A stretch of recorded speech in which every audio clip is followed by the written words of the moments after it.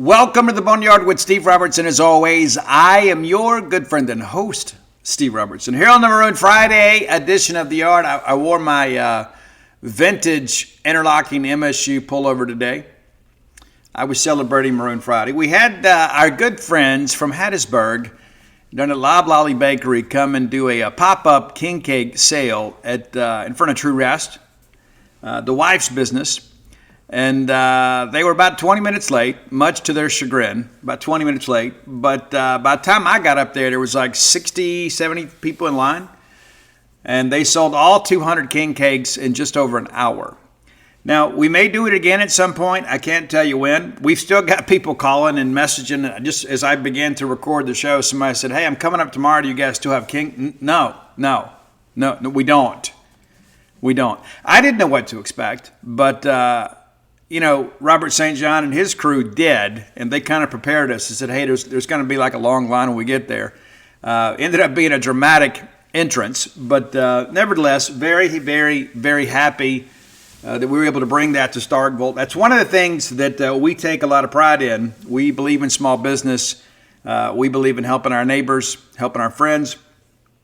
And so, this wouldn't be like an all-the-time thing. Like we would not, we wouldn't do that. So it's a special occasion. But thanks for everybody that turned out. Everybody that came out and got in line did get a cake. There were some people that came later that were cakeless.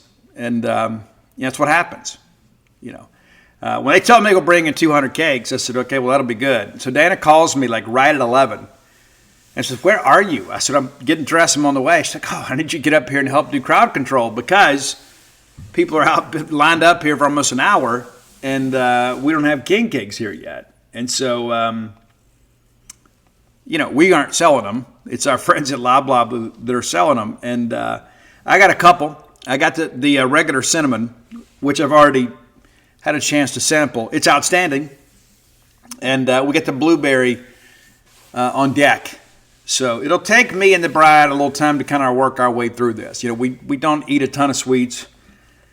Probably reward ourselves a little bit every day, but may have to take a little bit of a break with king cake. But if you didn't get a cake or you'd like to have one, you can order one online at Loblolly Bakery.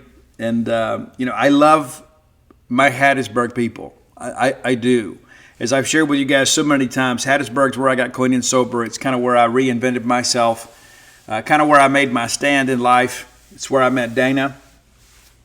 And I've got a lot of very positive memories. And to be honest with you, every time I go to Hattiesburg, like once I get off 59, like right there on Hardy, and I've got the Highway 98 tattoo, obviously, but I can just feel a different energy.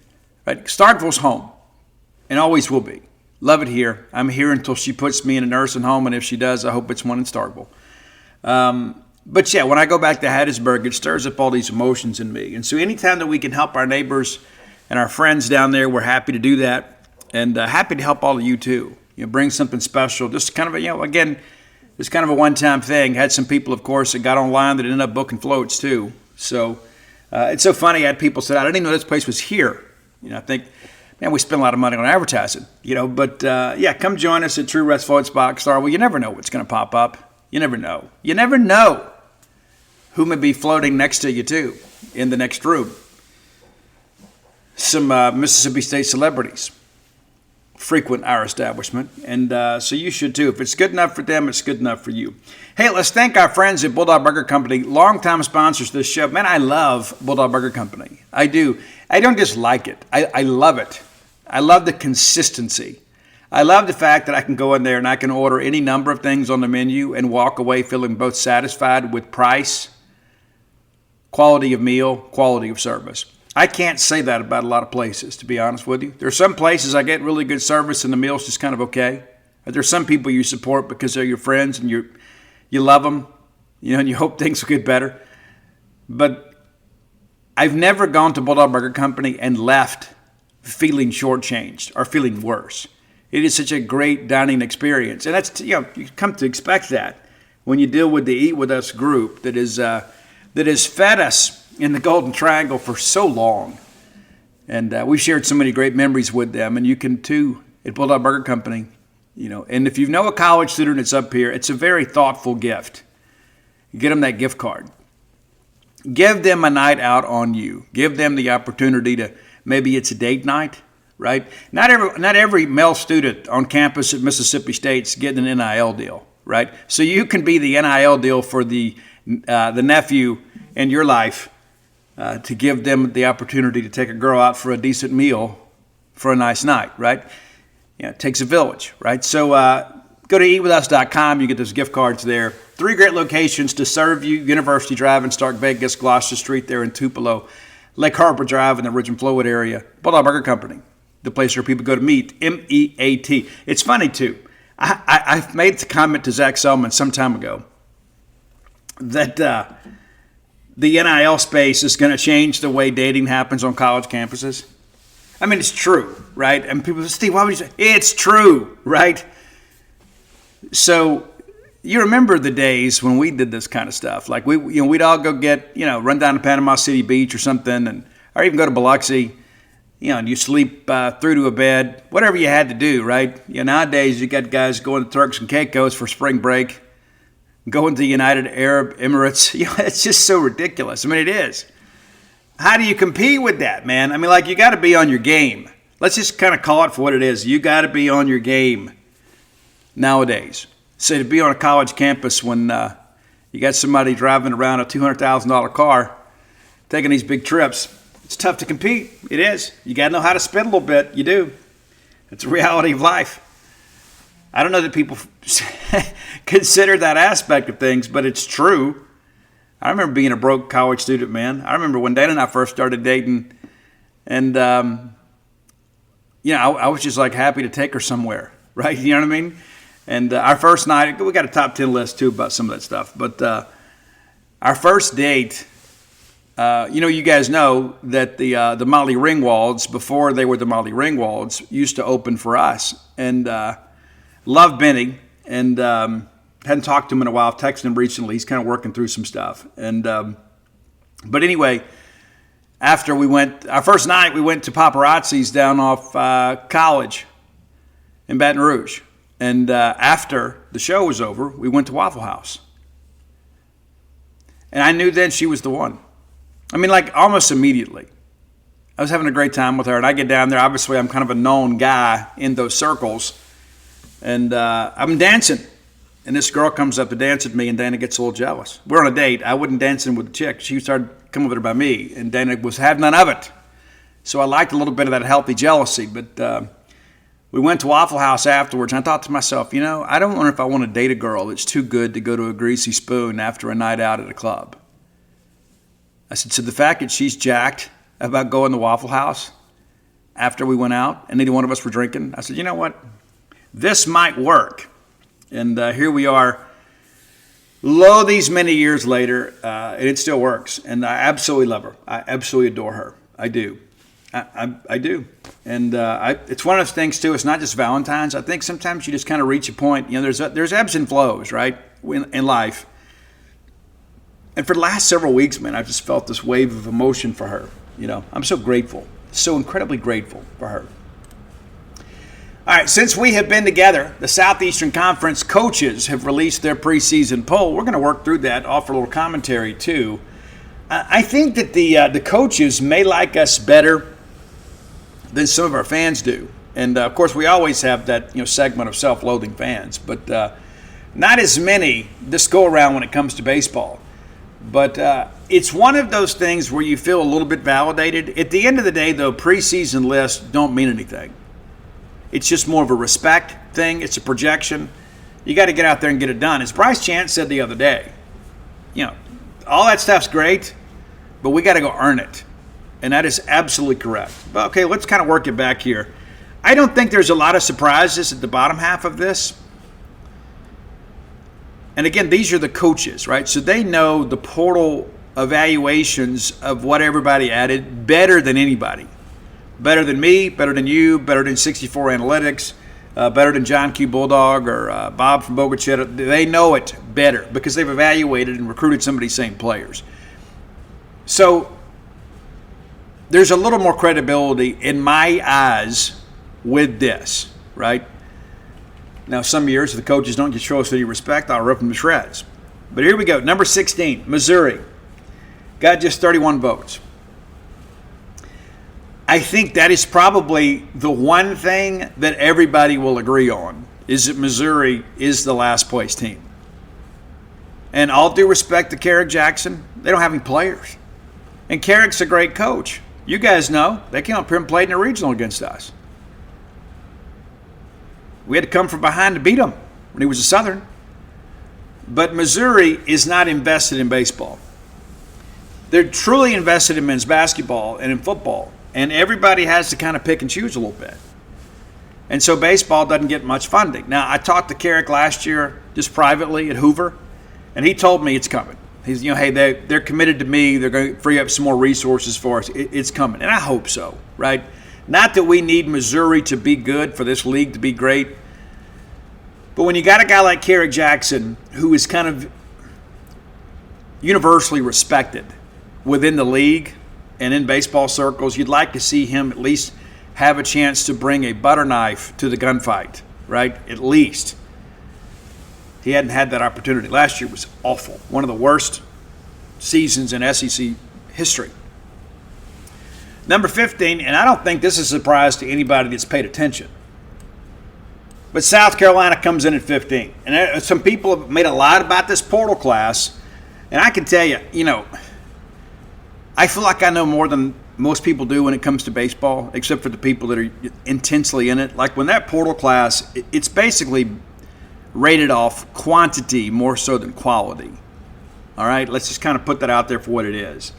They had a ton of players hit the portal. We picked up some, Sweeney and Pitzer, of course. But South Carolina didn't have a lot last year to feel good about. And there was some discussion that, Paul Maneri may get fired. And of course, John Whittle had that article that came out, just kind of took a blowtorch to Maneri and his staff for mishandling some pitchers. Might make for a chilly season this year up for John. Maneri's back, but I honestly think no matter if it's a retirement or if it's a termination, I think this is it. I think it was a bad hire in the first place, honestly. And I can't blame Maneri. It's like, okay, I'm retired. I'm just kind of enjoying things. Oh, you guys are willing to give me millions of dollars. And obviously the portal has changed a lot, and Maneri is just not good at it. So 15. Number 14, Oklahoma. This surprises me a little bit. I think Skip Johnson's a great coach. Oklahoma struggles at times to get players, which is a little bit interesting. You'd think they'd be able to go into North Texas and get some players, but obviously TCU's done such a good job up there. They've kind of carved out a niche, and Arkansas goes into North Texas as well.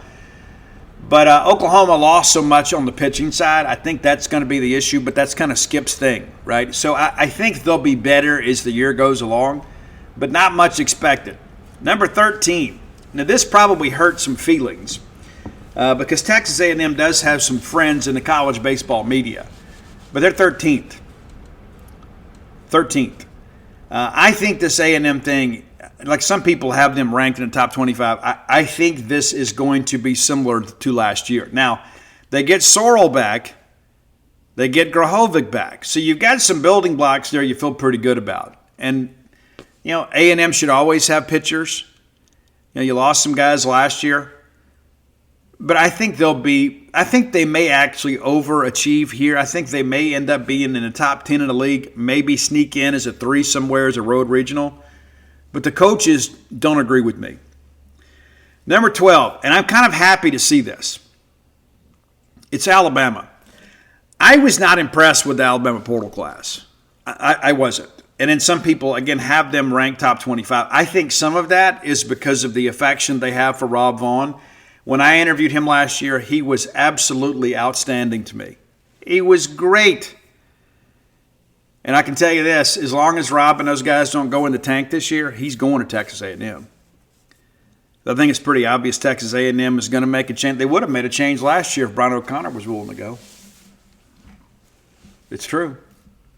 So if Alabama does well, and I say does well by Alabama standards, the Jim Wells era is over. And let me tell you something.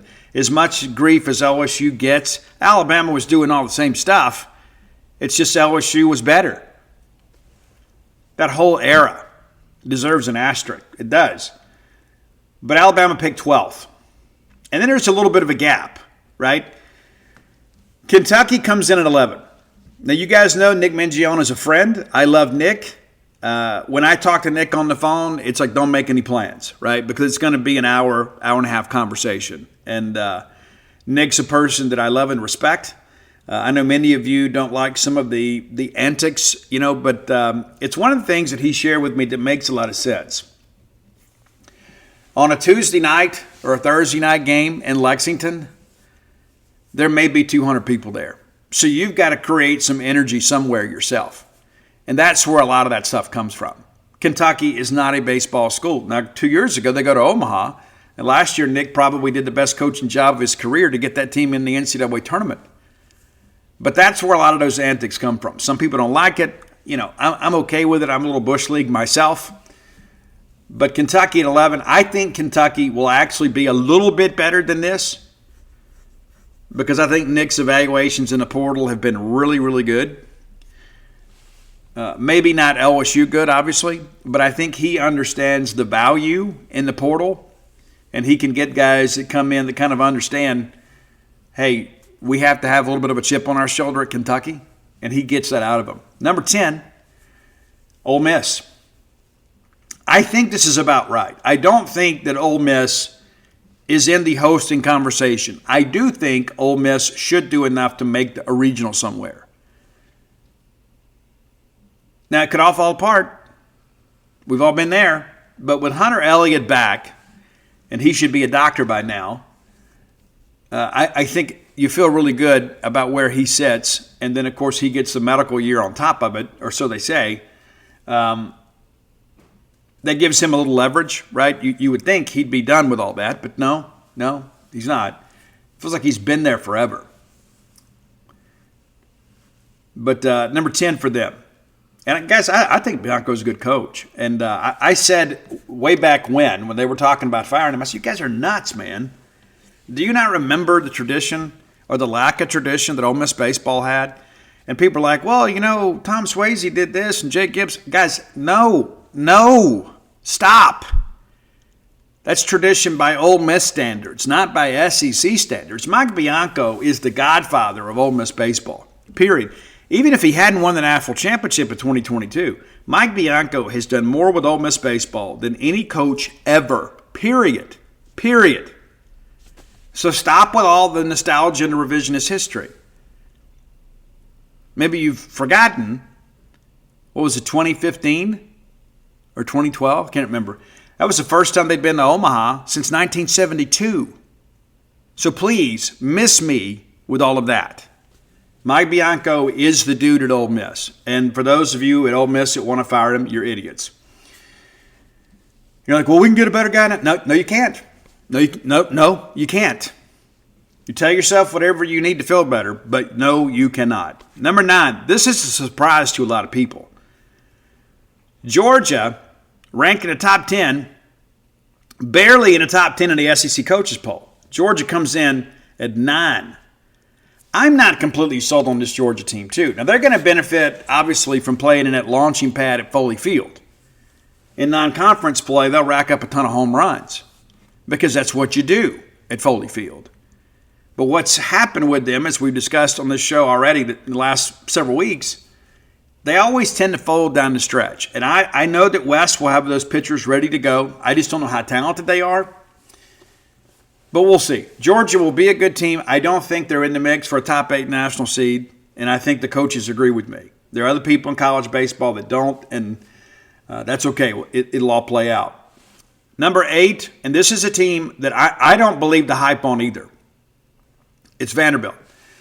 Now, Vanderbilt should be pretty good on the weekend. Should be. They've got some young guys that were kind of feeling their way through. And Corbin is a good coach. Listen, you can say what you want to. Now, granted, the talent level has shrunk a little bit in the NIL era. As I've pointed out many times, Vanderbilt, who was invested in college baseball like nobody else through need-based aid, has seen a lack of regional success since we've legalized NIL. And you could say, well, Steve, we haven't won a regional then either. Yeah, we also weren't using need-based aid. And we also have had a coaching change since then. They have not. But the fact that Vandy's got a couple of national championships and played for a couple others, let's just be honest about it. You ever been to a Vandy baseball game? Like many of you have gone up to Nashville, and I love Nashville. It's one of my favorite cities in the world. I love going to Nashville. You show up there on a Friday night to watch Mississippi State play Vanderbilt, sometimes there's more State fans than there are Vandy fans. So there's money involved, but there's not a lot of fan support. And the facilities are well behind the rest of the league, especially from a game day amenity standpoint. But, I think Vandy makes the regional again. I just don't know offensively if they have enough. Now, they're going to benefit from bringing those right field fences in. But if you don't host, you can't help yourself. Number 7, Florida. And I'm so curious to see what happens with Florida. I have some people that I love and respect that love and respect Kevin O'Sullivan. And there have been some family issues, and we need to respect that and respect their privacy. My hope is that's behind them, right? I do. I hope that all of that settles. And there are a lot of people out there that are very anti-Sully. The reality of it is we all make mistakes. We all have children we have to raise. We all have relationships that we have to manage. And it shouldn't have anything to do with how we view him as a baseball coach, right? There's a lot we can say, that's happened off the field. And Sully obviously doesn't have a great bedside manner. You guys saw how he treated the NCAA rep at a regional. And I believe in speaking your piece, but there's a way that you can do that without being disrespectful. Number 6, and this is a team, honestly, I think a lot of people just don't know what to expect from this Tennessee team. I think they're worse than 6. I think they're a regional team. But I think this is the crest. I think this is the beginning of the return to the pack. You don't have the magic man, Tony Botello. You don't have Frank kind of handling the pitchers anymore. Ellender, a first-year coach. And listen, I don't care who you are or where you're from. It's one thing to be the guy next to the guy. And then when the guy leaves and brings his other guy with him, and then you have to kind of step in, it's difficult to maintain that level of consistency. It just is. Now, do I think they'll do as bad as A&M did last year under Mike? I don't think that. I think that park helps them, and I think the schedule helps them a little bit. But I wouldn't be surprised if Tennessee finishes closer to 10 than to 5. Number 5, Auburn. And Auburn is one of those teams, too, that is kind of sneaky good to me. And again, maybe I'm a little bit biased because of my relationship with Butch Thompson. But the one thing that I know, when Butch Thompson has a healthy pitching staff, Butch Thompson wins games. Now, they may have to win a lot of games, 4-3, 5-4. I think there's some young pieces that played as freshmen last year that formed a pretty good nucleus. They got a second baseman. It's really, really good. And so I think they're going to miss McMurray. I know he didn't have the big year last year. They're certainly going to miss Ike Irish. And there were some times last year I thought Ike may have had draftitis. But that was a good Auburn team. And I think they were deserving of a top 8 national seed. There was a while I didn't think they'd get one. But they got it. And they didn't take advantage of it. And they lost to Coastal. And, of course, Coastal went on to win a national championship. But I think Auburn is probably about right. So, hosting, not top 8. Then there's number 4. And this is our first team that gets votes to win the SEC championship. We're talking Arkansas. Now, one of the things that I'll tell you about this Arkansas team, number 1, they got Dave Van Horn, right? And there is a foundational standard up there of excellence, and Dave Van Horn just will not accept anything less. But the schedule is a peach. Like as great as State's schedule was last year, Arkansas gets one comparable this year. They avoid a lot of the heavy hitters this year. So Arkansas should be able to win 17, 18 games. So I think they could play their way into a top 8, even though I don't think they're capable of winning a national championship.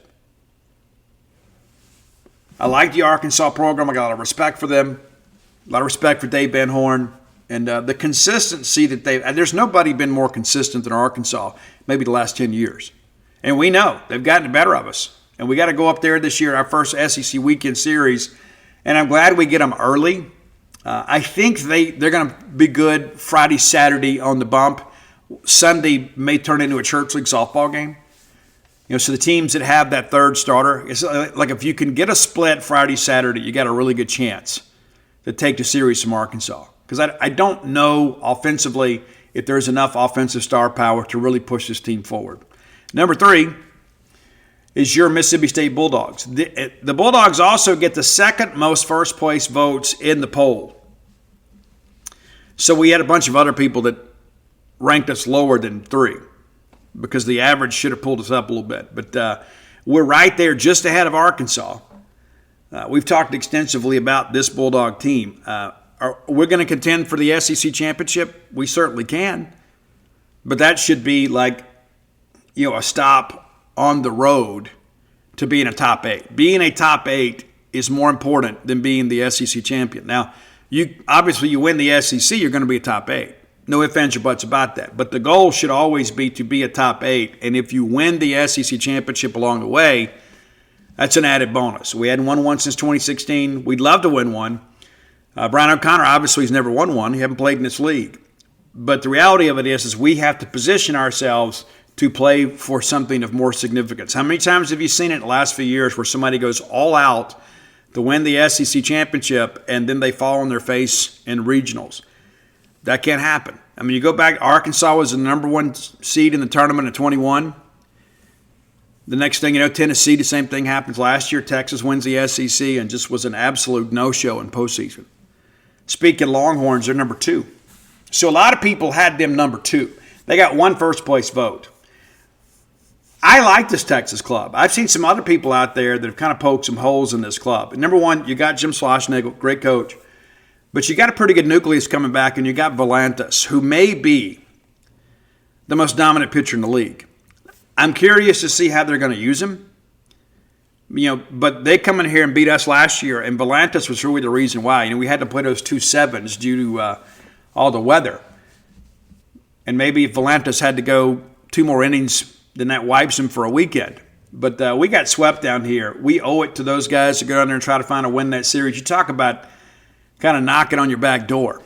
That'd be a huge win for us. And it was something that I think will carry us in the RPI the rest of the year. Number 1, of course, LSU. 9 votes to win the SEC. They're as good a pick as any, and they're the defending national champions. But this roster is much different than last year. Yes, there are some pieces that are back. Yes, Jay Johnson has proven to kind of be the portal king, so that'll be interesting. But it's just a little different dynamic. And I had some people last year, tell me, hey, this time of year, LSU still got to figure some things out. You still got to figure out some roles. Obviously, they found great value in the portal catcher. They found a couple of pitchers that could help them. And Jay's just a great coach. And no matter what anybody says, does, or thinks, it's not just the LSU mystique. Jay Johnson is an elite baseball coach. And when you begin to kind of work through maybe the top 4 in this league, and I would put Butch maybe just behind those guys. Butch is a great coach too. But the top 4 teams projected this year are all teams that have elite, great coaches that all have experience in Omaha. Now, Butch does too. But again, I put Butch a little bit behind there. O'Sullivan, down at 7. I just don't know how all this is going to kind of play out with him. But I think that they probably got this pretty close to right. Of course, there's always going to be some variance in the middle teams. But I think when we look back at this at the end of the year, you'll feel pretty good about it. But it's one of those things too. Anybody can make a list. And this time last year, a lot of people were projecting Texas A&M to win the national championship, and they didn't even make the tournament. And people were like shilling for them at the end. Oh, come on, we got to get them in. No. And a preseason number 1 not making the NCAA tournament, that's rarefied air. But that's how the coaches see it. And I thought we would kind of discuss it, kind of share some thoughts too. But again, a surprise for me, Georgia maybe a little bit lower than a lot of people probably expected. Same thing for Alabama. I think Tennessee, again, may prove to be a little bit overinflated this year, and that's to be fair, right? That's not me talking trash about Tennessee. Obviously, they have recruited well, and Tony Vitello obviously was with them through the portal season. So, Ford and those guys will be good players. I mean, it's still Tennessee, right? But Ellender's got to be the one pushing the buttons now, and he's never had to do it before. And so it'll be interesting to see how that plays out. Our time for our close with Blair, player of the day, Blair Chandler. My friend, your friend, our collective friend in the mortgage industry. You never know when you're going to need him. Let me make sure that he is at your disposal. Phone number 601-500-2344.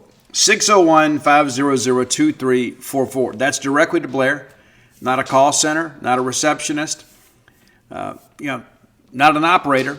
That's directly to him. You can call or text today. You never know when you may need help with your mortgage, whether it's refinancing or perhaps, consolidating some debt, or more importantly, buying a new home.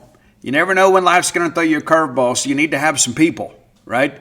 Hey, let me get with my people, and we'll get this handled. Well, Blair's the guy that can get it handled for you.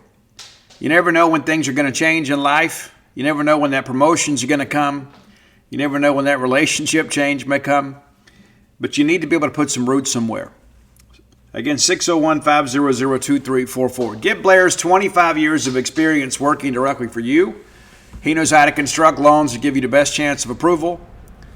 He can be your advocate with underwriting. It can be a convoluted process. It can be a little easier when you've got a seasoned mortgage loan originator like Blair Chandler. Rides the wave of bulldog emotion just like you do. So whether you're buying your first home, your next home, or your retirement home, or perhaps that game day condo, which may be more affordable than you think, Blair Chandler, the only name to know.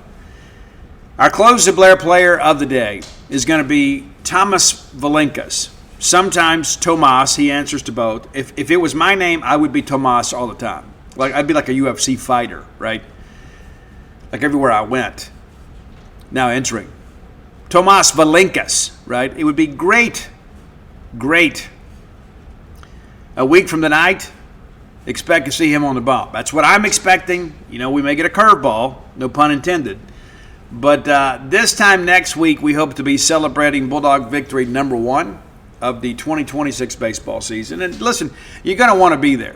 And the weather, of course, looks actually a little bit better over the weekend. We still may get a little precipitation on Friday. We'll see what happens. Again, I contend that so many people have become amateur meteorologists because they have the weather app on their phone. It's one of the worst things that ever happened. It is. Because as soon as we get done playing a game on Sunday, we're going to have a discussion about next week's weather. Inevitably, somebody brings it up. It's true. But Friday, no matter when we play, we're going to need Tomas, or Thomas if you prefer, to give a great winning effort. He is a very talented young man that had a great year last year at Virginia. And by his own admission, said Justin Parker has shown him some things he never even considered. So we expect a more polished version of Tomas next week. Your close with Blair, player of the day. Time for today's top 10 list. Always brought to you by Calido Guitars. Calido Guitars, Calido Guitars.com. I've got a lot of merchandise from them. I'm extremely happy with all of it.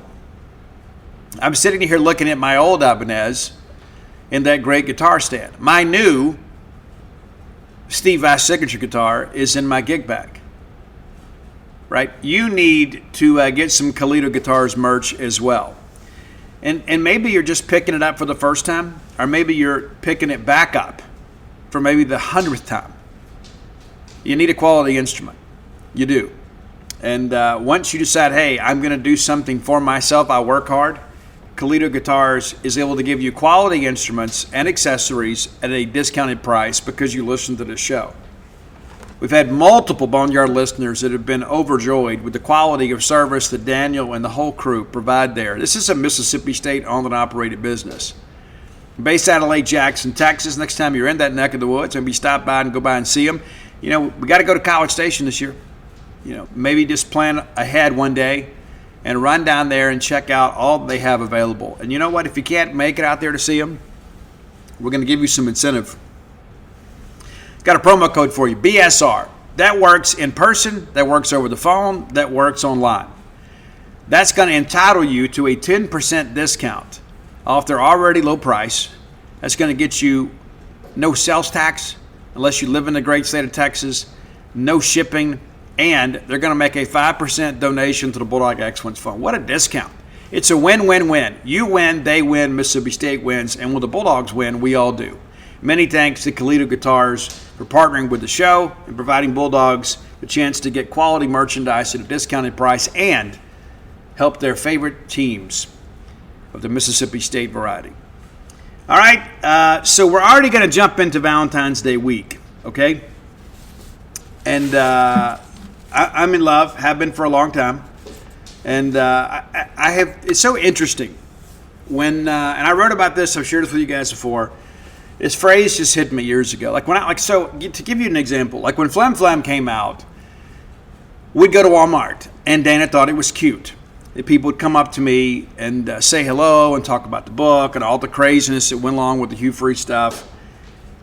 And when Stark Villains came out, she would let me visit, and like she would just speed shop, right? It wasn't quite so cute anymore. And then after Alpha Dogs came out, she's like, let me just go to Walmart by myself. I'm just going to go speed shop. I don't have time for you to socialize. And there was one day she told me, she goes, hey, you just take all the spotlight you want. I really don't want to do all that stuff. And there were times she didn't go with me on author events. And sometimes I wanted to be honest with you. I wanted her to go. But I understood it. And so in many respects, a lot of people kind of saw her in the background, which is her choice. It wasn't me suggesting that. We're a team, okay? And we always have been. But anyway, so as she begins to run the spa, I began to start getting messages from like many of you. I've gotten 3 today. 3 today. And somebody else stopped me and talked. And everybody's like, dude, Dana is great. Dana's awesome. You know, like we went and floated today, or we went and floated last week at to meet your lovely wife, and she was so great. She's such a great hostess, and we really felt comfortable with everything. And that's one of the things that's been rewarding for me is for her to kind of get some accolades for the person she is. And when I met her, I was absolutely shattered as a person. Now, I was on the come up. I had already been to rehab. I had already been to the RID program. But I was still very bitter. Like I had lost music. I had lost reputation. I had lost some friends. There was a girl I was supposed to go out with the same week I went out with Dana. Like before mine and Dana's first date, I was supposed to go out with this other girl. I think on a Tuesday or something. And anyway, she accepted the date, gave me her number, and I called to talk to her. And her brother had told her mom that I just got back from the RID program. And so she refused to let me talk to her. And here I was just trying to kind of rebuild my life. Now, to be fair about that, if I had a teenage daughter or a daughter in the early 20s, and all of a sudden some guy's back in town that just got back from Parchman, I don't know that I would be too fired up about that either, right? So intellectually that made a lot of sense to me, but in my heart it hurt. It hurt because I had already been in treatment. I was still clean and sober. I was going to meetings every single day. And I was doing the things that I was supposed to do. It didn't work out because it wasn't supposed to work out. What's ironic about it is her brother, the one that kind of blocked the whole situation, I saw him out one night about a year later, and he asked me if I knew where to buy drugs. Isn't that crazy? I mean, it's just nuts. But anyway, so that happened like right before Dana and I went out. And anyway, so immediately the thing that I noticed about Dana is like she had this just healing energy about her. And I was just absolutely broken. I was absolutely broken. Even though I had taken the steps to get clean and sober, I just didn't see like a future. I just didn't see. And it was part of me, I wondered, you know, what do I want to do with my life? And so when I met her, it just, you know, got to know her story a little bit too. And it was like, you know, there was a lot of things that went on in her life that just weren't exactly great, but she had such a good attitude about it. And I was just like, I don't get it.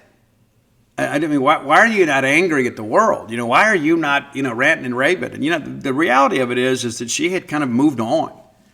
And I was having trouble doing that. Like I still felt like that the world owed me something, And even though I knew about acceptance and about, this is the path and I got to do what I got to do, but all of a sudden I was just kind of scared to death. I just didn't know what to do to figure life out. And I met her, and all of a sudden, like the days just get better, right? It's like I still didn't know exactly what I wanted to do, and it took me a while to kind of pick a job and stick with the job and stuff. It took a while. But I knew that every day that I came home to her or she came home to me was a good day. And that's what I needed at the time. And I shared something some time ago, like when I think about my life, I've always found peace in women. And I don't necessarily mean that in the carnal sense, right? Now, I've had, people that gratified the flesh, but not necessarily my spirit. And as I shared with somebody some time ago, like I have always found peace in women, whether that be sitting in my grandmother's lap and her just telling me everything is going to be okay, or laying down at night after a long day and having my wife kick her legs on mine just so she can touch me. Those things are important to me. And so that's one of those things that I think is important in life, that, she is like my forever chosen, if that makes sense. Now, that doesn't mean that every day is a bed of roses. It's not. We rarely ever disagree, much less fight. But that hadn't always been the case. I mean, we never had these big knockdown dragouts where people got to call the police, that kind of stuff. That stuff has never happened with us. But yeah, we've had some emotional moments like everybody else. But at the end of the day, I think one of the things that made this relationship different than every one I ever had is that I could speak my piece and not have to worry about losing the relationship. Right? And I think that's what real love is letting somebody say what they need to say to move things forward rather than live in this awkward silence, And I know right now, like if I'm upset about something, when she gets home, I can say, hey, listen, this has been eating my lunch. I need to talk to you about this. You did this, or so-and-so did this. And half the time she'll say, I didn't know. It's no big deal. I'm sorry. And other times she'll be like, you're being a little bit sensitive, which is never fun to hear, right? When you're in pain, all right? Even if it's imaginary. But the reality of it is, the thing that has always helped me with her is that she has this healing energy. And I'd read this story a long time ago, about warriors, right? Like, coming home from battle and like being nursed, right? To be nursed back to good health, not just physically, but mentally and emotionally and spiritually. And I think that's one of the things that I have. She didn't come out so bad either, don't get me wrong. But here are the top songs, my favorite songs from the top 40 chart the week that I met her, which was July 10th, 1992. I met her July 10th, 92, on our first date, August 10th, 92. We got engaged October 7th on her birthday in 1992. So got married May of 93. So in less than a year's time, she went from being a complete stranger to being on my joint checking account. She's got skills. What can I say? So here we go. Top 10 songs from the week that I met Dana, in my opinion. All right, number 10, it's TLC's Ain't Too Proud to Beg. Now, that had been out a little while. I actually remember being in the RID program, seeing TLC, like on American Bandstand and Soul Train, all that kind of stuff. And I was like, hey, the girl's going to be good. Got out, bought the tape, loved it. And I think Ain't Too Proud to Beg still holds up. I think TLC still holds up. Number 9, another bit of a trendy act, maybe with not the same staying power, which is sad because I guess Mac Daddy passed away. But it's Criss Cross, Warm It Up. And, of course, they had the little, they had the little gimmick, wearing the clothes backwards. And but let's be honest, like Jump and Warm It Up were fun. They were fun songs. They were a fun little outfit. It's kind of 15 minutes of fame, but it was good. Number 8. And this song means a lot to me even still, and it meant more to me later in my life, but it's Eric Clapton's Tears in Heaven. I remember I used to be a subscriber to Rolling Stone back when they wrote about music, before they went crazy. Loved Rolling Stone. It was one of my aspirations in life to maybe one day write for Rolling Stone. But I read Eric Clapton's interview, and he talked about when his son died and how graphic it all was and how difficult it was. And they asked him, I said, well, what did you do? And he said, I went to a lot of meetings. I talked to my sponsor. I hung out with my recovery friends. And I remember thinking to myself, if this guy can go through that and not drink, I'll never have an excuse. And it made a profound difference in my recovery, because here I was seeing somebody on a national level dealing with an unspeakable tragedy with such grace and doing the same things that I was doing when it came to my program. And it just kind of reinforced that, it works if you work it. Number 7, and, if I was just ranking these songs based on favorites, right? These are my favorites songs. Like when I think about the timeless classics, this would probably be number 1. But because of where it had already been out for a long time. It was number 20 on the charts. And so I felt like since it was on the decline, I didn't put it as high on my list. But it's Guns N' Roses' November Rain. Absolutely. To this day, I love those Use Your Illusion albums. Number 6, this is the first album that I bought clean and sober. And I actually got it through contraband. What I mean by that is I had an employee at Pine Grove buy it for me. Like I just happened to have $20. I said, hey, I need you to go buy this for me next time. And she did. And kind of find out later she was a little bit sweet on me. I didn't pursue it. But it's Jodeci. I love that Jodeci album. I love the first 2 albums, no doubt. And but Come and Talk to Me was on the charts. That's your number 6 song. I think to this day, even when I go back and listen to Jodeci, that Forever My Lady album, it's incredible. And it's one of those albums that still holds up too. Those guys are incredible. Number 5. This was interesting because we began to kind of have a Latin wave in pop music. Like it kind of ebbs and flows, right? And all of a sudden, this song came out, and I remember hearing it on the radio, and I was like, I don't know who this is, but this guy is a star. And it was John Cicada's Just Another Day. There's just some authenticity in his voice. And like when he talks about, just another day without you, like I felt it. There's some people, obviously, that can. This episode is brought to you by BetterHelp. Sometimes it can feel like everybody else has it all together when it comes to their love lives. Whether you're married, dating, or single, the truth is, most of us are still figuring it out as we go. No matter where you are in your own romantic journey, therapy can help you find your way, help you determine what you want, what feels heavy, and how maybe you could take some of the pressure off yourself. We get it. February is full of flowers, candy, candlelight dinners, stuffed animals, and of course, lots of talk about relationships and dating. You may feel left out. And no matter where you are, whether you're married, dating, or single, or just focusing on yourself, you're right on time. Therapy can help you find your way and see more clearly where you want to be. BetterHelp therapists work according to a strict code of conduct and are fully licensed in the United States. BetterHelp does the initial matching work for you so you can focus on your therapy goals. A short questionnaire helps identify your needs and preferences, and their 12-plus years of experience and industry-leading match fulfillment rate means they typically get it right the first time. But if you aren't happy with your match, switch. You can find a different therapist at any time from our tailored recommendations. BetterHelp. Maybe you've heard Mississippi State's own Charles Cross of the Seattle Seahawks playing in the Super Bowl. How about that? Another Bulldog possibly getting a ring here. Super Bowl is here, and that's where MyBookie helps you turn bets into bankroll. Everybody's watching the game. Everybody's got a take. Everybody's got a 7-layer dip recipe. And this is the one game where props matter just as much as the final score. That's why so many people use MyBookie. Their Super Bowl prop board is deep and fun to play. It's the same reason they get talked about on Jimmy Kimmel Live every year when this game rolls around. If there was ever time to get in, it's now. One account, one wallet, bet the spread, live bet the second half, hit the casino during commercials. It all lives in one place. Go to mybookie.ag now and use promo code BONEYARD and get your first bet covered up to $500. That's right.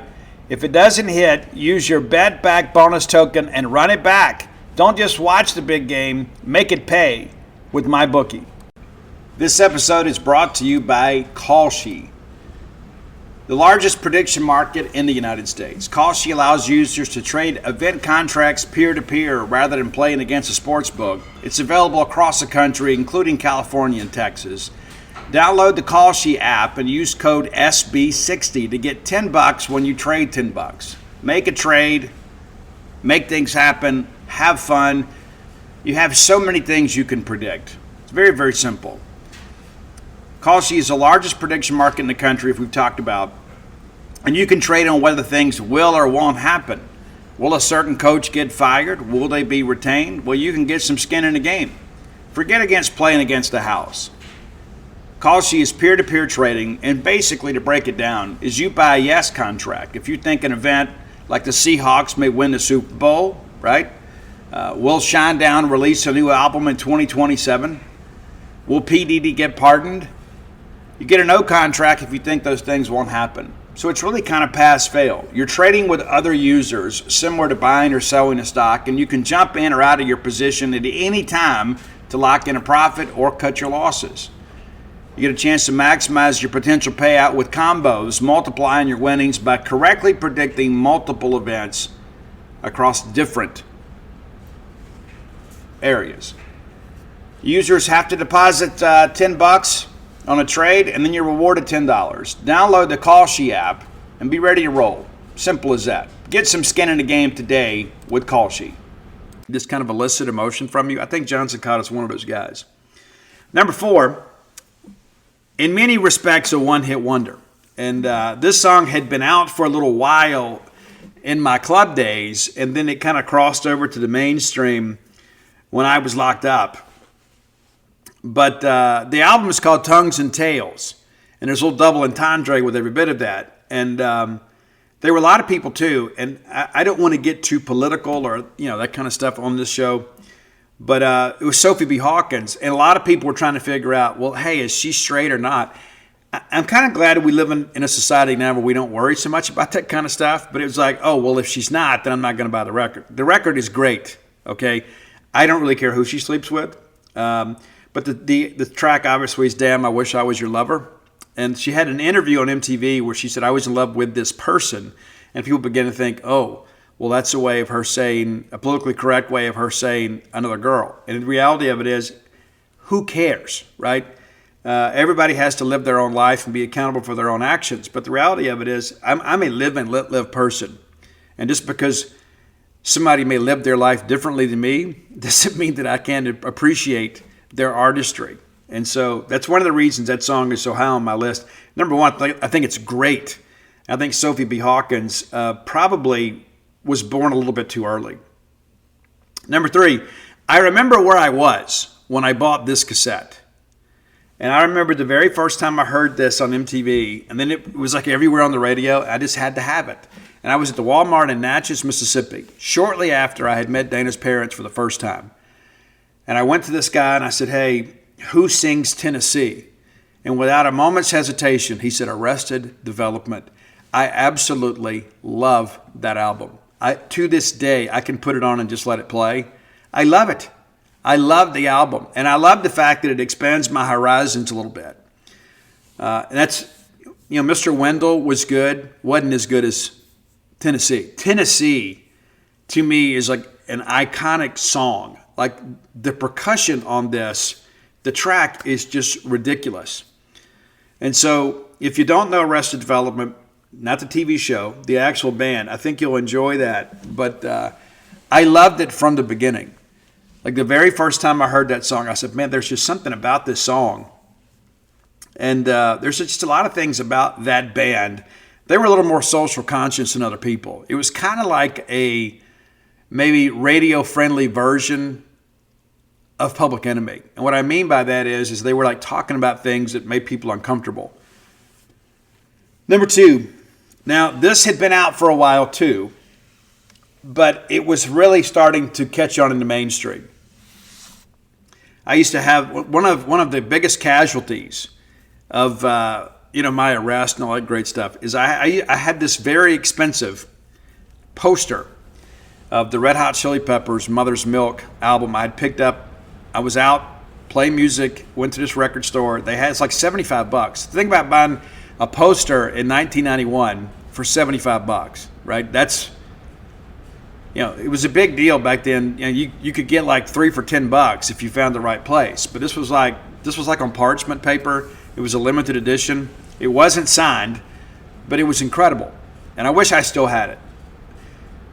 And I like that Mother's Milk album, but I love Blood Sugar Sex Magic. I think that was absolutely the coming out party for Red Hot Chili Peppers. And the song Under the Bridge is about recovery. It's about Anthony Kiedis finding recovery. And I know a lot of people have tried to cancel him over the years, but the reality of it is that Anthony Kiedis has done a lot to try to help the recovery community in his neck of the woods. And Under the Bridge, it's just kind of like him coming to grips with the fact that he was a drug addict. Number one, and I don't know how it could be anything else. So after I got clean and sober, I used to DJ swap parties on the campus of Southern Miss. And had a great friend that was a Chi-O. And so whenever fraternities would ask them to swap, they would always say, hey, well, we want Steve Robertson to DJ. And so I got to DJ all these swaps. I was very, very busy. It was great. I don't know what DJs make today, but I was pulling like 200 to 300 down per Friday and Saturday night. So it's like, hey, I can do this and then kind of figure out what I want to do the rest of the time, because you got to think, during football season, I'm pulling down a couple G's just DJing for a few hours on each weekend. And there will never be a song that was more requested than Sir Mix-a-Lot's Baby's Got Back. And of course, if Dana didn't, I'd have married somebody else. I mean, that's just me being silly. But my point being is I ended up, back before we had all this technology, we put a mix together, me and my friend Brad Dearman. It was about 18 minutes long because we got requested so long. Because the drunker people got, the more they forgot that we just played Baby's Got Back. So we did this mega mix, 18 minutes of Baby's Got Back. And we mixed a few things in or whatever. And we would just kind of let it play because it was just such a requested song. And even to this day, you know it. Oh my God. That's all you got to say. And everybody knows it. So that was the number one song. Appreciate all the support of the top 10 list. A lot of you folks reach out and share good ideas with me. But this week, I'm on autopilot. I'm going to do it myself. And we'll get into some Valentine's week stuff next week. I wanted to get a head start because some of you are not in love this time of year. I want to be sensitive to that too. So we're going to have kind of like our anti-Valentine's week show at some point, right? So we're going to recommend that for you guys. So it's not going to be all these sappy love songs to make you feel bad about yourself. But at the end of the day, too, I think one of the biggest lessons that I learned, and it was during a conversation I had with my dad, and he kind of led me down the path, not knowing that I would find my own realization. But the one thing that I learned is my dating options improved when I improved myself. Right? So if I'm like going out and hanging out in bars, chances are I'm going to date somebody that likes going out and hanging out in bars. Right? If I go to church and I find somebody at church, chances are I'm going to find somebody that likes going to church. If I meet somebody at work, you never know what's going to happen. Right? But the reality of it is, that person is career-minded. That person is not sitting around just being a bum all the time. And so what I began to do is focus on myself. I went to my meetings. I talked to my sponsor. I got better and got healed as much as I could at the time, considering what I was dealing with, and just kind of move forward. I just said, I'm going to get back in school. So I had goals. I was like, I got to get back in college. I got to do this, got to do that. And then incredibly, I quit dating party girls, which had kind of been the ruin of me, right? Because I could dance and because I was in a band and stuff, you feel like you kind of got a lead, right, with that stuff. But I figured out all that is just so fleeting, right? Every bit of that is just, there's no substance to that at all. So when I met Dana, I really wanted a real relationship, and thank God I found one. So if you're that person too that maybe is unhappy with your dating options, maybe you should consider perhaps investing in yourself a little bit, and then you'll find that you attract. It's so funny. It's kind of like the whole recruiting thing, right? You offer what you want, but you sign who you are. Same situation, right? So for you young bucks, you kind of DM what you want, but you date who you are. Remember that. If you got ideas for the top 10 list, reach out, let us know. Best way to do that is to hit us up on X. Roy Samanti is at Dawgmatic67, DAWGMATIC67. And Roy and Missy will be grandparents this year. So congratulations to them and everybody involved in that endeavor.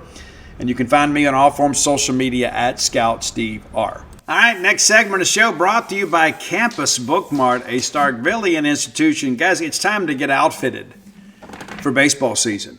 It is. And Miss Kathy Brown hit me up and shared a few things with me, too, that you guys probably need to know. Because sometimes you only think about, hey, it's apparel. It's not just apparel. Even though you can find the latest and greatest in Mississippi State fashions at Campus Bookmart. Get those brand new Adidas jerseys and caps. No Rivals hats, branded Bills hats. The Kanga coolers, right? You can bring a cooler in, and maybe you forgot about that. Maybe it's time that you upgrade it anyway. You're going to be going to the Dog Day at the Dude. Stop by and pick up some autographable baseballs. Tons of brand new Elmo-Verest merchandise. Stop by and see them next time you're in town. If you can't make it to town and you need more Mississippi State merch in your life, and you do, visit them at campusbookmart.net, courtesy of Al Gore's Internet, and use promo code BSR to get free shipping on all orders over $75. Any order less than $75, absolutely incomplete. Okay, we got breakfast basketball as the Arkansas Razorbacks come in. Your Bulldogs are 11-11, not where we expected to be. Just 7-4 at home, 3-6 in the Southeastern Conference.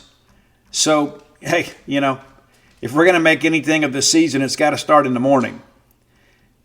And so shortly after that thing is over, we'll kind of have a feeling of where we are. Arkansas comes in as a top 25 team, number 21 at this point. And let's kind of break down the Razorbacks and kind of see how they got here.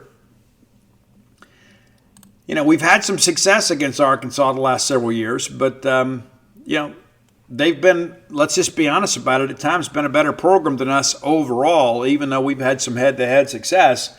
Razorbacks are 16-6 this year and 6-3 in conference. However, they have struggled away from Bud Walton Arena. They are just 4-5 out of their home venue, 2-3 in true road games. No ifs, ands, or buts about that. That's something we got to play to our advantage. So they opened up the year with big pasting of Southern. They go to Michigan State. They drop that game by 3. They rattle Central Arkansas. They get Samford by just 4. They nip Winthrop by 1. So they're not exactly just breezing through non-conference play. They get Jackson State 115-61. They played Duke, played a good game, lost by 9 in Chicago, neutral floor game. Big win for them early on. They get number 6 Louisville 89-80, and everybody said, okay, maybe this team is turning a corner. They wax Fresno State. Then they take down number 16 Texas Tech by 7 in Dallas, part of the Rivo Crute rematch tournament. And then they just blast Queens by 28 in the follow-up game. They take on number 8 Houston in Newark, New Jersey, in the Never Forget Tribute Classic, and lose that game by 9. They get James Madison, and then they get into conference play. They get Tennessee by 9 in Arkansas. Then they go to Ole Miss. They win there by 13. They lose at Auburn, 95-73. Now that game it felt a little different last year. They get South Carolina 108-74. They go to Georgia, lose there by 14. One of their worst losses in the conference, even though it was to a ranked team. And then Vanderbilt, a Vanderbilt team that gave us all kinds of trouble. Arkansas absolutely smoked them, 93-68. They slipped by LSU by just 4. They go to Oklahoma, win down there by 4, and then lose to Kentucky 85-77. So they come in here having lost their last game. Is this a winnable game for State? It is. And we need a raucous atmosphere to make it happen. And again, we're not going to open up the gates at baseball until after the basketball game is over. So don't think about sneaking out early and think, well, let's go get a good seat over at the Dude. You're going to have to wait. That's just how it is. And that's how it should be. We shouldn't have people kind of looking back and forth. Finish the basketball game, then come over and spend some time with us over at Duty Noble Field. Arkansas still kind of doing this old school on the statistics here.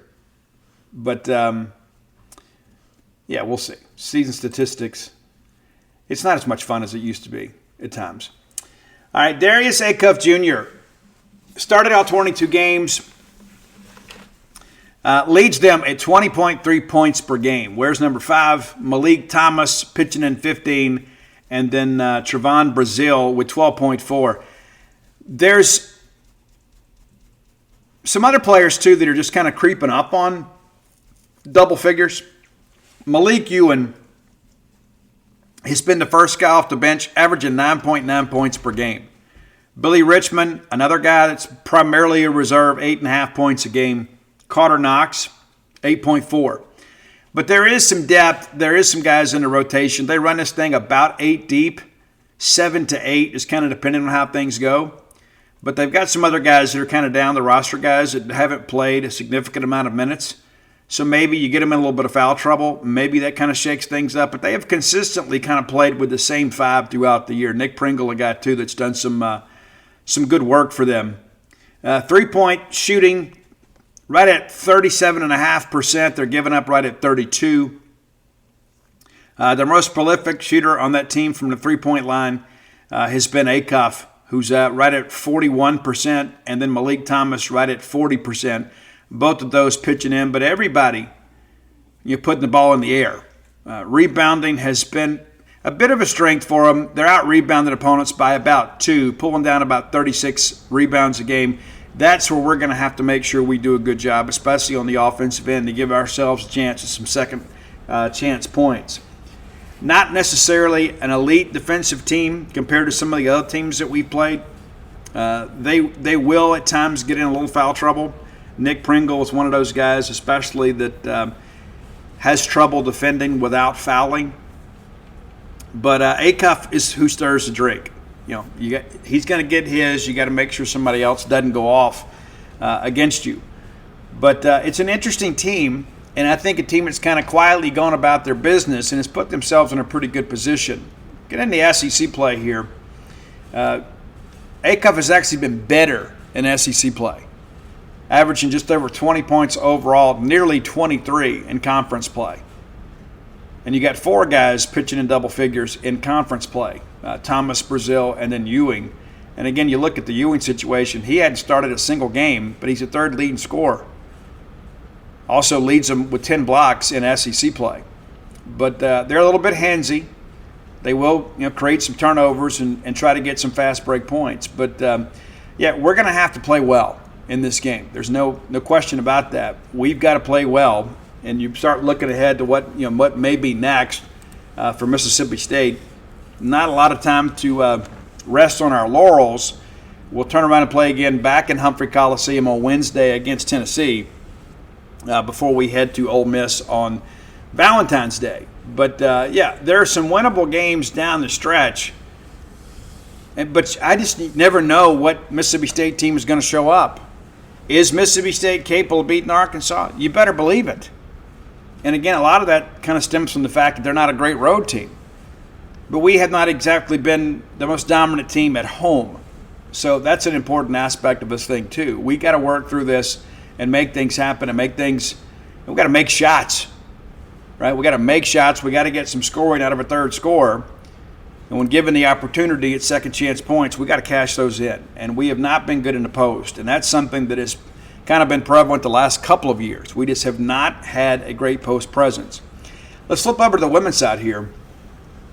The ladies obviously have some work to do too. We've talked extensively about we feel like that the best chance for us to make an actual tournament is on the women's side, but we let some games get away from us. Like the Missouri game the other day, we expected to lose at South Carolina. We won't spend a lot of time on that, but we'll run it back a little bit too. And again, I think it's just to show how far we have fallen as a program in many respects. That was must-see TV when State and South Carolina got together under Vic Schaefer. We're not there anymore. But they basically double us up in the first quarter, 21-11. It is a 38-22 game at the break, and then they absolutely put the clamps on us in the third period, outscoring us 30-6. At that point, it was just a matter of how bad we were going to lose. They outscored us 20-17 in the fourth quarter. Our best offensive quarter was in the fourth when the game was basically decided. We only scored 28 points in the first three quarters of that ball game. Madison Francis leads State with 12, Carissa Richardson with 11. And a lot of people, of course, still a little salty about the Medina Okot thing, double-double for her against us. But Joyce Edwards pitches in 21 for South Carolina. And again, you can't shoot. We go 4 of 13 the first quarter, 4 of 14 the second, and just go 2 of 14 in the third quarter. We make 6 shots there in the fourth, but collectively we shot 28%. You're not going to beat anybody shooting that way. We had 24 three-point attempts. We make just 3, and 2 of those came in the fourth quarter, again when the game was decided. So 12.5%, you're not going to beat anybody with those numbers, period, especially a team on the road, the quality of South Carolina. 10 of 14 from the line, happy to have those, but at the end of the day, it's just inconsequential. Ladies will not have a weekend game. We'll play again on Thursday against Georgia, so we'll preview that game on Wednesday. But again, some games down the stretch, before we get to Texas, we got to find a way to win these next 3. You get Georgia at Arkansas and Florida at home. So 2 home games, and then an Arkansas team that has just been really, really up and down, much like us. So some toss-up games coming up before we travel to Austin, Texas. We have got to win those 3 to have any chance, I think, to make the NCAA tournament, short of winning the SEC tournament. And I have not seen enough from this team to believe that is the case, that we're capable of doing such. So that's where we stand. And I'll be honest with you guys, too. I feel like you guys do. I'm tired of losing. I don't even care which sport it is. I'm tired of losing. I love Mississippi State. I love Mississippi State sports. I love all of our coaches, all of our student athletes. But I'm tired of losing. I'm not going to sit here and advocate for people being fired. I'm not going to sit here and pick everything apart on the recruiting aspect of things. I'm just going to tell you I'm tired of losing. And there are people that are paid to fix that. They need to fix it, because I know all of you feel the way I do. Last year, very difficult sports year for us. But we had some measure of success. Like, hey, we made the NCAA tournament on the men's and the women's side. That was a big deal. Women actually made a little bit of a run. Men get bounced the very first game again. But at least we'd been at 3 straight tournaments. And now all of a sudden you look at this year and it's like, it's next to impossible. Look on the women's side, it's like, hey, you pick up the big win against Kentucky, you get the road win at Tennessee, then you drop the game against Missouri. Those things cannot continue to happen. We've got to go get hot here down the stretch. We're capable of doing that. We have to. Because like all of you, I'm tired of losing. I am very proud of Mississippi State. I'm proud to be affiliated with Mississippi State. I'm proud that 3 of my 4 children attended Mississippi State. 2 have already graduated and are carrying the great maroon banner out there. But I want them to always be able to wear their Mississippi State gear with pride. I want them to be tied in to what's happening in the sports world in Starkville because they're proud. And for those of us that are always invested, we need more return on the investment. That's the reality of life. We can talk about everything else. At the end of the day, it's about winning and losing ball games. We have got to win at a higher level. Period. And I think that's one of the reasons so many people are so excited about baseball, because they feel like, hey, we're fully committed to baseball. We have an opportunity to put a great team on the field this year, and we could end the year with a pretty special season. And I think that's where all this comes from. It's number one, we made a great coaching hire. We put together a great roster. We're ready to see the fruits of that labor. But, man, we have had to endure a lot of losses since that coaching hire was made. And there were so many people, even last summer, I'm ready for baseball right now. It'll be here in a week. excited about that, to say the least. All right, final segment of the show brought to you by the Stark Vegas Clubhouse, the best place to stay in the Golden Triangle, bar none, especially when you're bringing a large group to town. And you should. You've seen it on documentaries and movies and that kind of stuff. You've always thought, man, wouldn't that be great? Well, it is. We've stayed there. It's great. Just 5 minutes away from the Mississippi State campus. You Google the Stark Vegas Clubhouse. When you do, their Facebook page comes up. You can check it out. Full service kitchen, wet bar, great back porch area, fire pit area, plenty of parking. That's such an underrated amenity for a situation like this because you bring a lot of people over. Everybody needs somewhere to park the car, right? This is the old renovated Country Club Clubhouse, just 5 minutes away from the Mississippi State campus. Actually, the adjoining land kind of butts up to campus. That's how close it is. Out past the Highlands, very, very easy to get to, but plenty of peace and quiet. Now, that Google search is also going to give you some booking options. It's Airbnb, VRBO. But if you want to save some money, book through the Evolve website and use promo code BSR10. That's Beautiful Steve Robertson 10, BSR10. Get you 10% off your stay just by listening to this show. You could pay more, but why would you want to, right? If it's free, it's me. And if it's discounted, I'm all about it, right? You should be as well. So whether it's a ball game weekend, a midweek retreat, or perhaps you got some work folks that are coming to town, rather than have everybody scattered all over the county in 5 different hotel rooms or Airbnbs, save a little money, keep everybody under one roof. I guarantee you the productivity will be even better.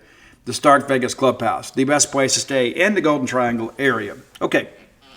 Apparently, I have ruffled some feathers again up the way, and who cares, right? But the reality of it is I have not kept up with this Trinidad Chambliss situation. The guy's a great quarterback. Anybody that says otherwise is just being ridiculous. I've still got a little bit of a burr in the saddle about what he said about the Jersey Gate thing, blaming Mississippi State for that, taking a shot at us. I thought that was unwarranted. But at the end of the day, there's some factors in this that I think are important. I kind of dug into it a couple days ago after the appeal was denied.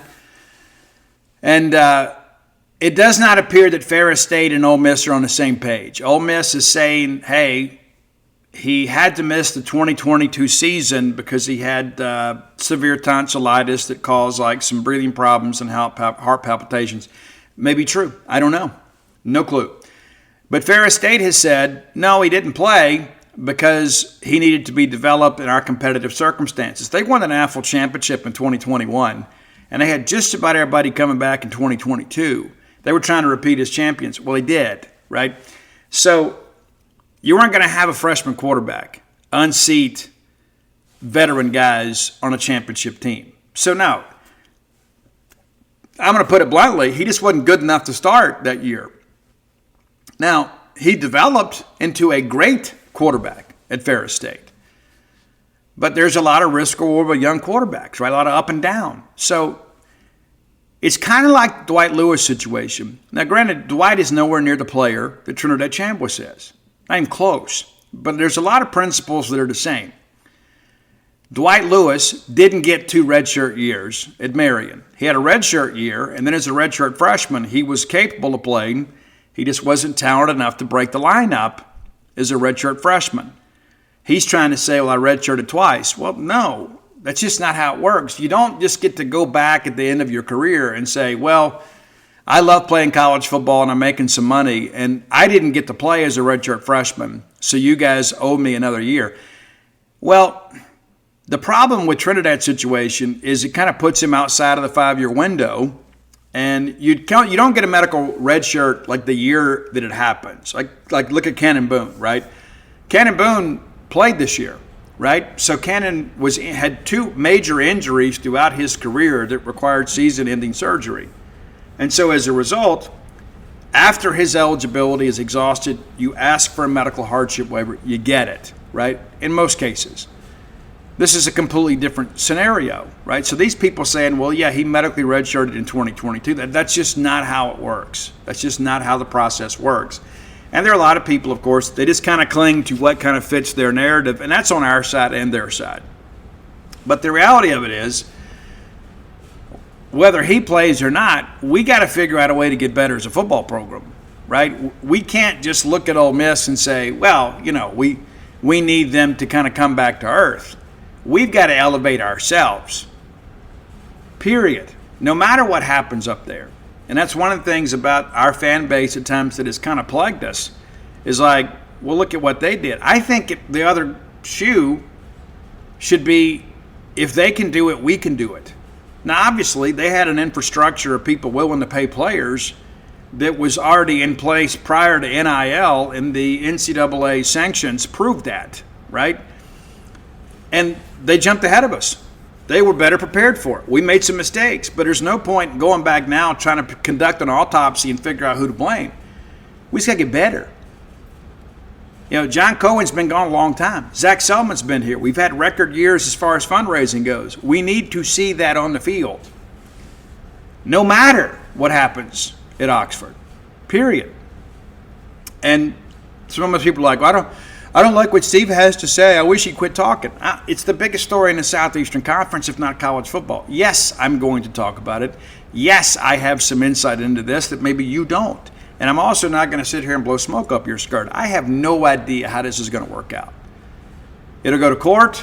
You know what? A lot of people are saying, well, Ole Miss has kind of got their homer judge, whatever. I don't know if that's true or not. I know a lot of people are saying that, kind of preparing themselves for the worst. But I don't think he's got a legal leg to stand on. But I don't get to make that judgment.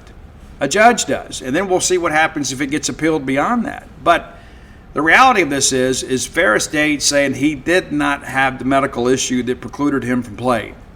Ole Miss is trying to go back and say, yes, he did. Well, if the school that he was part of a national championship as a starter is saying, hey, he just didn't play this year because he wasn't ready, it's kind of hard to argue against that. And the NCAA said, no, we're going to deny him. They appealed it. They denied him again. And so now it goes to court. And we've got the judicial branch of our government too incredibly involved with college athletics. You may have seen a couple days ago, Greg Sankey issued an affidavit in the Bediako case asking the court to back up the NCAA eligibility rules. I suspect one is coming on the Ole Miss side too. I believe that will likely be the case. And some people have been critical of Greg Sankey and said, well, he should support a member school. I think Greg Sankey's mandate is greater than that. It's not just about the SEC. I think it's about college athletics as a whole, because what happens in the SEC will spread everywhere in college athletics. I don't think we should be in a scenario that every time somebody's college career is over, should be able to go and get a temporary restraining order and get an injunction and then be granted a year of further eligibility when everybody agreed to the rules up front, right? So do I get to go sue, right, because I didn't get a chance to play Division I soccer, right? Did they discriminate against me? Do I have a case? No, I wasn't good enough. And so you don't get to go back because you've elevated your game and you've been able to play and you've developed, and God bless you for that. You don't get to go back and say, hey, well, now that I'm good enough to play, I want that year back when I wasn't good enough to play. What message does that send, right? And there's a lot of discussion, too, about these are denying opportunities for high school athletes, and there's some truth in that, too. Where is their voice in all of this? How many guys are having to go to junior college now because there aren't enough Division I scholarships available because of the fact that we've got so many people now that have been granted additional years of eligibility? It's important to understand. And this is not just an Ole Miss thing. And the fact that Ole Miss is involved obviously is a little bit of a bonus for us. It gives us something else to talk about. This is about what's best for college athletics. The Bediako case, I think, is absolutely absurd. I think it's absolutely absurd. And they goes, well, there's precedent for this. Well, there shouldn't be. You sign a pro contract, then you're no longer an amateur player. And people say, well, Steve, nobody's an amateur player anymore. It's different if you're in the framework of the NCAA model and what is legal according to the NIL compensation laws, it's completely different dynamic. You sign a pro contract, you go play pro ball. You wash out in pro ball, you go get a job selling insurance. That's what you do. It's not, college eligibility wasn't supposed to be a lifetime thing. And this has begotten to a point where it's just absolutely absurd. And it's like, we love sports. I wish we could just like watch sports and not have all of this other stuff. And listen, there are a lot of people out there that are invested in the chaos. They profit from the chaos. Chaos is not good in college athletics unless it's a buzzer beater where a 16 seed beats a 1 seed in an NCAA tournament game. We love that kind of chaos. We don't like all this other stuff. And what's stopping anybody? Just go find a friendly judge that, hey, Jake Mangum can come back and play at Mississippi State? Is that the way we want to do things? That, you're just like forever 21? It doesn't make a lot of sense to me, and it shouldn't. And there's a lot of things that are going on. And like this tampering thing with the Luke Farrelly thing. And everybody's like, well, everybody's doing it. Not at that level. We have to protect the sanctity of the financial aid agreement. And there's so many people out there that do not understand that the FAA replaced the National Letter of Intent. That ended the recruiting process. Luke Farrelly was in the NCAA transfer portal as a signed athlete at Clemson, and Ole Miss still chose to recruit him. And everybody's like, well, Dabo's just not changing with the times. That should not be a time that anybody celebrates. That a signed student athlete that is already transferred, moved across the country, is still poached by another school. And I think that is something that's got to move forward. And I don't care if it was Ole Miss or Virginia Tech that did it. That is absolutely unacceptable, and that simply can't stand. Now, I don't think you can tell Farrelly he can't play, right? But I think maybe there's some safeguards that have to come into play here too. That's one of the things that I ask myself, is if Farrelly signed and was marked signed in a database, and then all of a sudden Ole Miss signs him, why wasn't there red flags and like sirens going off in Indianapolis? Like, wait a minute. No. Why were they capable of signing him? He wasn't back in the portal. Not initially.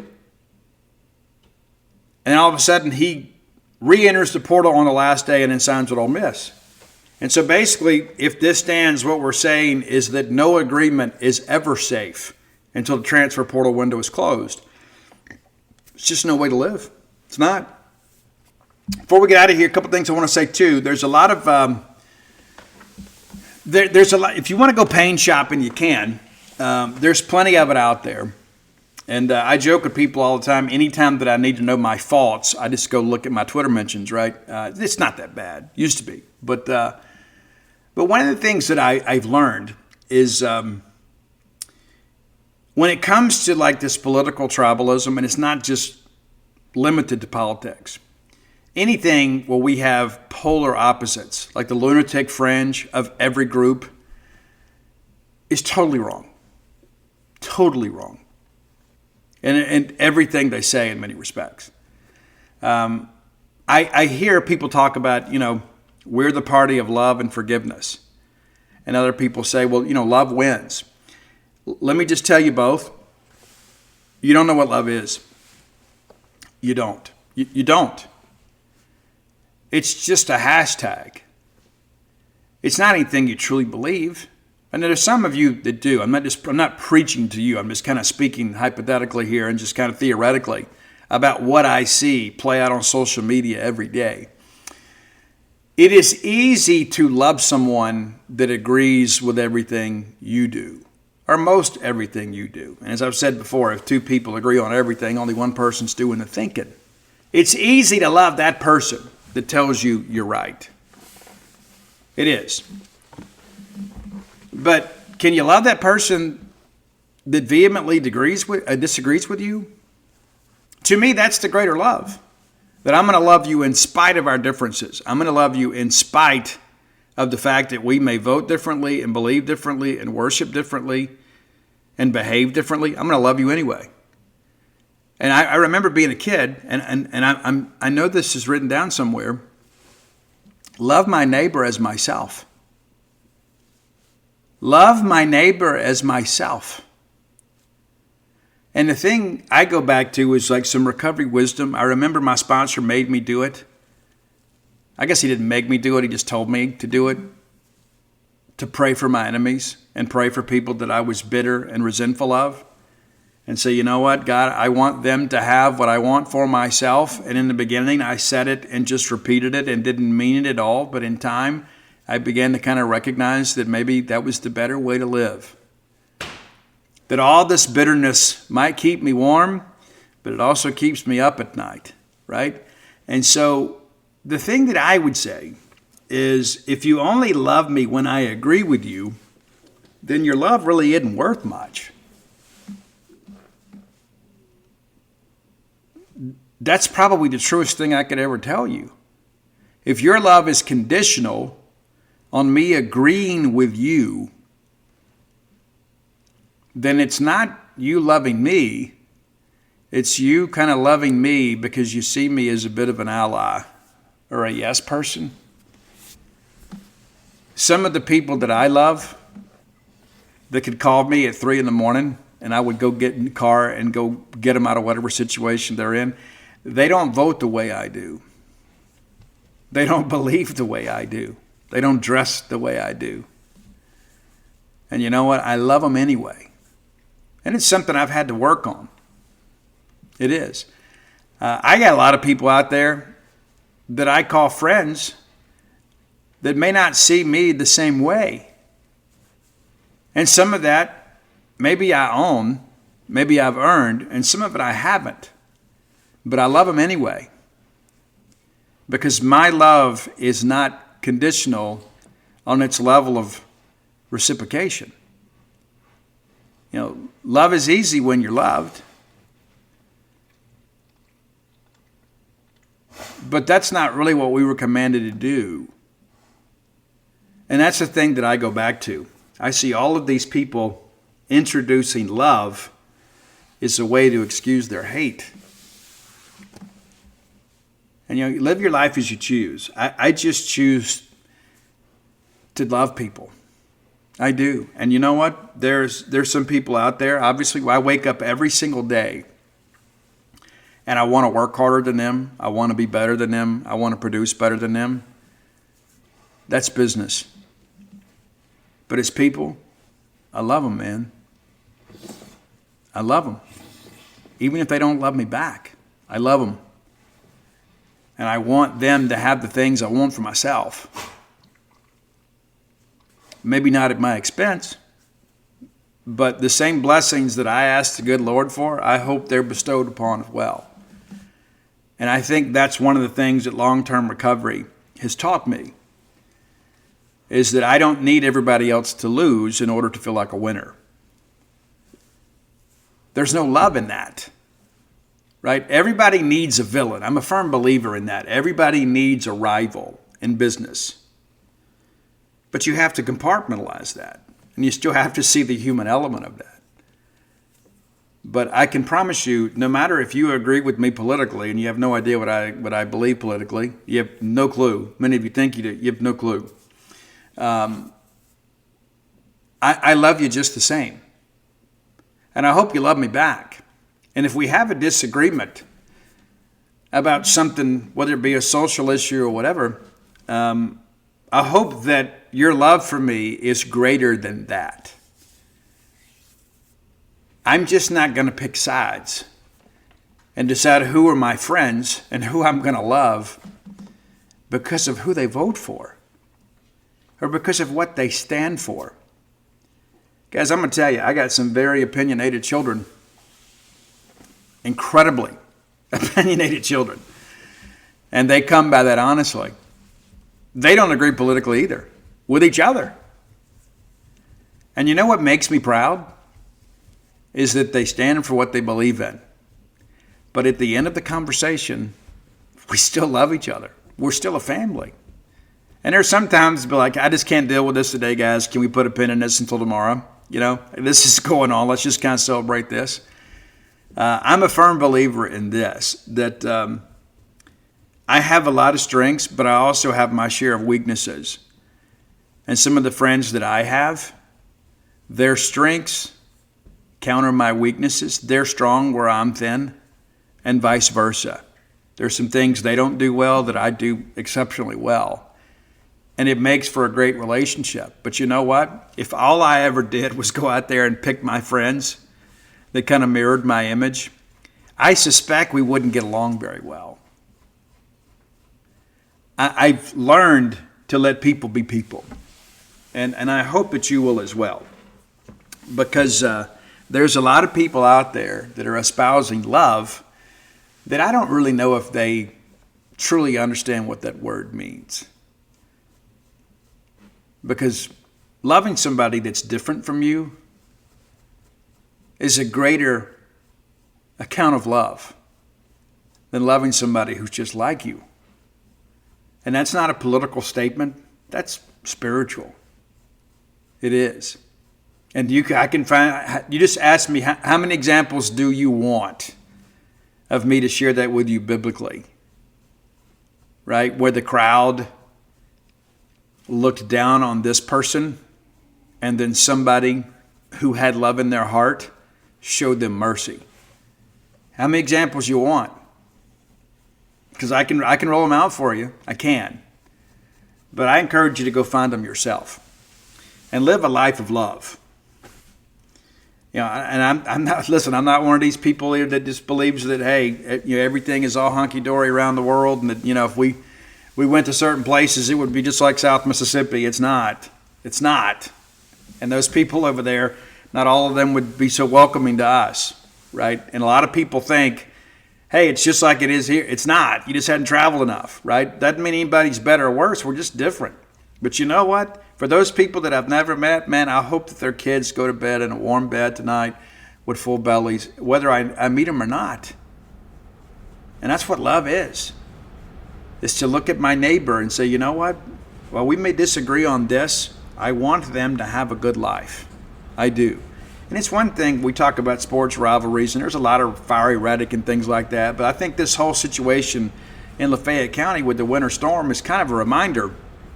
We may be very passionate about a rivalry against each other, but you know what? The fact that those people's kids are having to sleep without heat, it breaks my heart. It does. There's the human element in all of this stuff. And we got to focus more on that than those things that divide us. I think that's one of the most important things in life, is understanding that we can appreciate the fact that we may disagree on a couple of issues, but we're probably going to agree on a lot more. And that's what we should focus on. If you hadn't done so, go to DirtyNobleBook.com and you can get signed copies of all my sports titles. That's Flim Flam, Stark Villains, Alpha Dogs, Dogpile, The Dude, of course, the personal memoir, When the Bottom Falls. I get more messages about that than any other book, which is crazy. But I appreciate that more than I can ever say.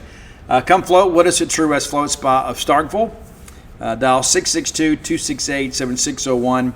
And you can speak to my lovely wife, Dana. As a matter of fact, and maybe you're the person messaging me next time. Say, dude, I met Dana. She's awesome. She'll take care of you. And she is so passionate about floating. And it has changed her life as much as it's changed mine. I don't just mean from a business standpoint. I mean, all those nights walking those hospital floors takes a toll on your back. All those running in the mountains and on unstable terrain, it takes a lot on your hips. And it's like her lower back pain is gone, her insomnia is gone. It's incredible. And maybe it could work for you. It's worked for us. So be sure and come check it out. Come join us over at genespage.com. Currently running 50% off. 50% off the annual subscription price. Be sure and check it out today. But until next time, let's all live our lives in a way we make more friends than enemies, and people can see a difference in the way we live.